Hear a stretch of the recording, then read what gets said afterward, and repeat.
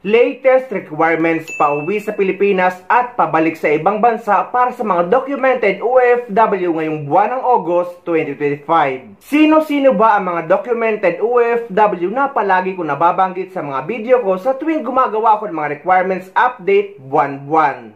Ang mga documented OFW guys is ang mga kababayan nating OFW na pumunta sa ibang bansa na duman sa OWA, DMW at sa PDUS at sa mga legit manpower agency.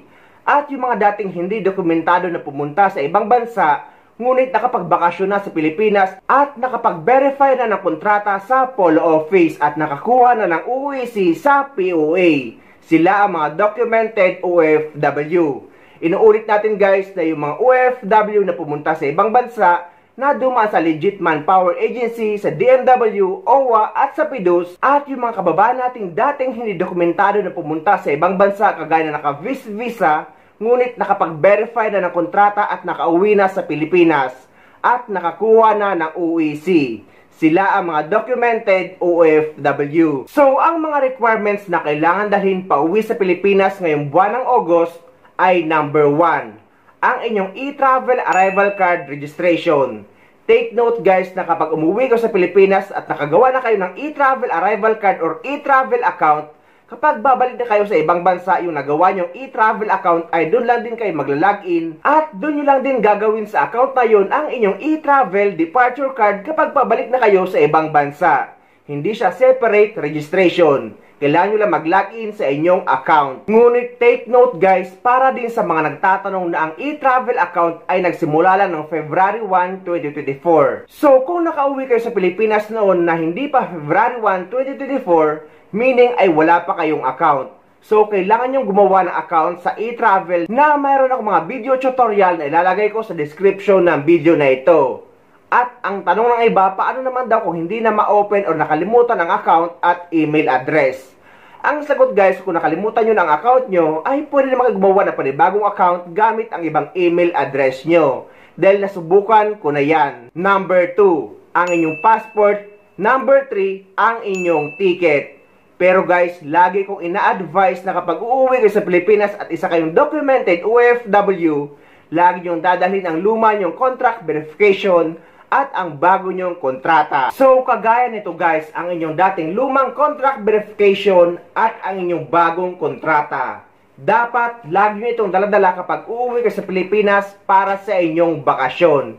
Hindi naman ito madalas hinahanap sa immigration. Pero guys, may mga iilang OFW ang nagbahagi sa atin na na-offload sila sa immigration kahit meron silang UEC valid visa, ngunit wala silang dalang bagong kontrata sa kanilang employer. At kinaumagahan sila nakalipad dahil nga hiningi nila or sinend sa kanila ng kanilang employer ang kanilang valid contract or ang bagong kontrata. Doon pa lang sila nakalipad. Ang tingin ko dito guys, meron kasing tinatawag dito sa ibang bansa na terminated OFW. May mga immigration officer lang siguro ang nagpapasiguro na hindi ka terminated. Kaya kahit documented OFW ka, ay at least dala nyo ang inyong bagong kontrata na galing sa inyong employer. At kung available pa ang inyong lumang contract verification, ay dapat dalhin nyo rin. Kagaya dito sa naranasan ng isang kababayan natin na nabahagi na natin ng isang buwan na na-offload siya sa immigration dahil nga hinanapan siya ng kontrata ng immigration officer.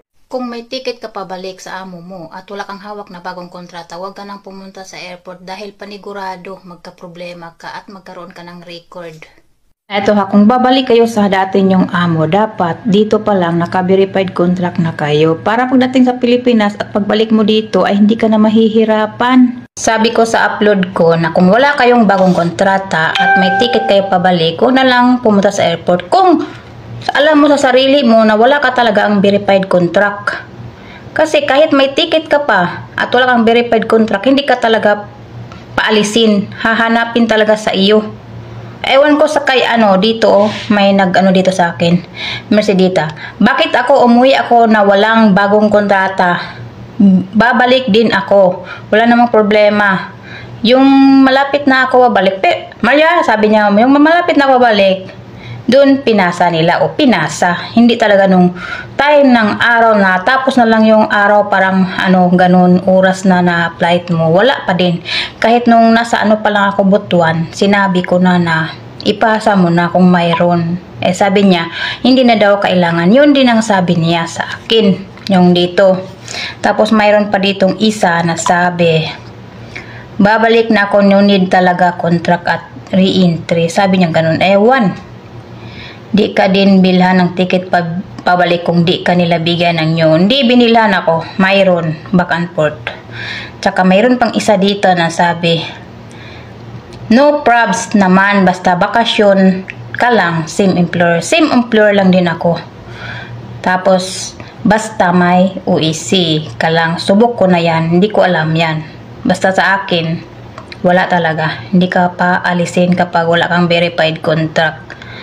Ewan ko lang sa iba kung bakit sila nakaalis. Hindi ko lang alam.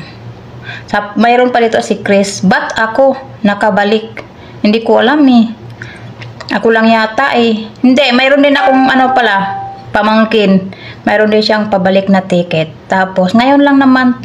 Tapos, nung pagdating niya sa kahit may OEC pa siya, hindi siya nakaalis. Kaya, sa mga dyan, nag-online na ganun, huwag na lang.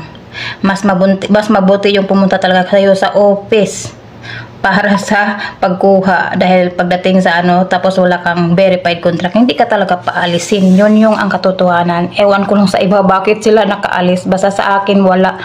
Tapos nung nasa Manila ako, naghintay ako ng 1 linggo, ayun, pinasa na sa WhatsApp ko. Tapos yun, nakaalis ako. Pero sinabihan ako na kapag sa susunod na wala kang kontrata na paalis ka, hindi na ka paalisin. Hindi na kita paalisin. Yun yung sabi. Kaya yun, may record na ako doon. So, tanong ng marami, kailan pa daw ba magpa-verify ng kontrata bawat uwi nyo sa Pilipinas? Ang sagot guys, kung isa na kayong documented OFW na nabanggit natin kanina, na may dati ng contract verification at nakakuha na ng UEC, at babalik muli sa parehong employer at walang any employment changes. Hindi na required ng panibagong Polo verified contract dahil pwede na kayong mag-acquire ng UEC exemption sa inyong PAPSBAM account. Ngunit yun nga guys, ina-advise natin sa mga documented OFW na uuwi sa Pilipinas para sa kanilang bakasyon, ay lagi niyong dalhin ang inyong lumang contract verification at ang inyong bagong kontrata na hihingin nyo sa inyong employer or kumpanya. Magandang araw po sa lahat ng ating mga OFWs. Explain ko lang po at clarify ko lang po yung bagong advisory po natin. So napapansin po natin, ganito po yung itsura ng ating kontrata. So andyan po yung pangalan ng employer at yung ating pangalan, at napapansin po natin 2 years po yung ating kontrata. So pag check po natin sa second page, nakalagay din po dyan yung petsa kung kailan po pinirmahan. So kung for example ito ay March 2022, noong 2024 ay expired na po ito. Pero kung tingnan nyo, na-verified po na po siya dati. So ano pong gagawin? Kung uuwi po ako ngayong taon, gagawa lang po ako ng panibagong kontrata. So for example, ito po, same pa rin po ang employer, pero pirmahan ko pa rin po, hindi ko na po kailangang ipa-verify ito. Okay? Pero pag uwi ko po sa Pilipinas, itong dalawa po ang dadalhin ko all the time. Ito po ipapakita ko sa immigration na hindi po nagpalit ang aking employer since 2022. Okay? And then, para naman po sa mga workers na open contract or walang duration ng kanilang contract or indefinite, hindi na po kailangan mag-issue ng bagong kontrata. Kung kayo naman po ay balik manggagawa, online na po ito. Kung babalik po kayo sa inyong dating pinagtatrabahuhan, meron na pong tinatawag na OEC Exemption Certificate na inyo na pong makukuha sa sarili ninyong online account sa Department of Migrant Workers. Hindi nyo na po kailangang pumunta dito sa amin dahil dire-diretso po yung pagkuha ng OEC sa inyong online account. Ngunit sa mga OFW na may mga employment changes, kagaya ng nag-change employer, change job site, nag-change company name kahit pareho pa rin ang owner, nag-change position, at yung mga babae na napalitan ng apelido sa kanilang visa, passport at kontrata. At yung mga pumunta sa ibang bansa na naka-tourist visa na nag-employment visa sa ibang bansa. Required sila at kailangan talaga sila magpa-verify na kontrata sa Polo Office sa bansa kung saan sila nagtatrabaho para makakuha sila ng updated UEC sa POA sa Pilipinas at para hindi sila makaproblema pabalik sa ibang bansa. Sa ibang mga bansa naman tulad ng Saudi Arabia ay kinakailangan nyo dyan ng exit re-entry visa, pati nga sa bansang Kuwait. Pero marami namang mga OFW ang nagsasabi na hindi naman daw lahat kailangan ng exit visa sa bansang Kuwait. Pero guys, kayo ang nakakaalam yan at tanungin nyo ang inyong employer. Nakita ko lang din yan sa announcement ng Kuwait Times na meron na nga daw exit visa sa bansang Kuwait. At sa iba pang mga bansa, kayo ang nakakaalam yan at itanong nyo sa inyong employer. Dahil hindi naman yan requirement sa Pilipinas. Requirement yan sa bansa kung saan kayo nagtatrabaho. Dito kasi sa United Arab Emirates ay wala namang tinatawag na exit re-entry visa. Diyan ko lang yan madalas naririnig sa bansang Saudi Arabia. Kailangan po natin yung ating exit re-entry visa kung babalik pa. Exit visa kapag ikaw po ay mag-for good na. So, pumunta naman tayo sa mga requirements pabalik sa ibang bansa. Number 1, ang inyong e-travel departure card registration. Number 2, ang inyong UEC. Number 3, ang inyong visa. Dito sa United Arab Emirates ay Emirates ID na natin ang ating visa. Kaya yun na ang ipapakita nyo sa immigration. Pati nga sa bansang Kuwait ay civil ID na rin ang kanilang visa. Kaya dapat dalhin nyo ang inyong original civil ID. At dapat sa mga taga-Kuwait ay nakapag-register kayo sa inyong Kuwait Mobile ID. Dahil madalas hinahanap yan sa NAIA. Number 4, ang inyong passport. Number 5, ang inyong ticket. At number 6, ganun pa rin guys, paulit-ulit natin pinapaalala na dapat lagi kayo nagre-renew ng inyong OWA membership kada 2 taon. Dahil 2 taon ang validity ng ating OWA membership. Dahil insurance natin yung mga OFW habang nagtatrabaho tayo sa ibang bansa.